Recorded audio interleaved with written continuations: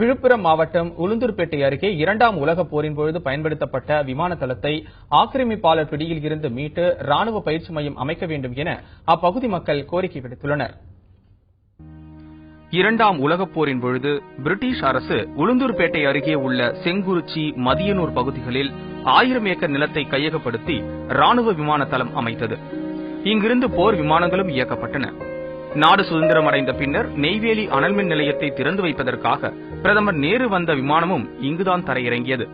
Soviet அதிபர் பிரெஷ்னவும் இந்த தளத்தை பார்வையிட்டு சென்றுள்ளார். இப்படி வரலாற்று சிறப்புகளை பெற்ற இந்த தளத்தில் ராணுவ விமான பயிற்சி மையம் அமைக்க மத்திய அரசு கடந்த 2009ஆம் ஆண்டு திட்டமிட்டது.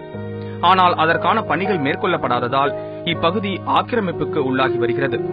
திறந்தவெளி பாராக மாறி வருவதாகவும் பொதுமக்கள் புகார் தெரிவிக்கின்றனர். அரசு திட்டமிட்டபடி ராணுவ பயிற்சி மையம் உருவானால் வேலைவாய்ப்பு கிடைப்பதுடன் இந்த பகுதியும் வளர்ச்சியடையும் என அவர்கள் கூறுகின்றனர். மத்திய அரசாங்கமும் மாநில அரசாங்கமும் உடனடியாக நம்முடைய உளுந்தூர்பேட்டை விமான நிலையத்திலே பயிற்சி விமான நிலையம் அமைப்பதற்கு ஏற்பாடு செய்ய வேண்டும் என கேட்டுக்கொள்கிறோம். இந்த பகுதியிலே ராணுவ விமான பயிற்சி தளம் வந்தால் இந்த பகுதியில் இருக்கக்கூடிய இளைஞர்களுக்கு, பொதுமக்களுக்கு வேலை வாய்ப்பு என்பது கிடைக்கும். அப்படி கிடைக்கிற போது உளுந்தூர்பேட்டை உள்ளிட்ட பல கிராமங்கள் வளர்ச்சி பெறுவதற்கான ஏராளமான வாய்ப்புகள் என்பது இருக்கிறது.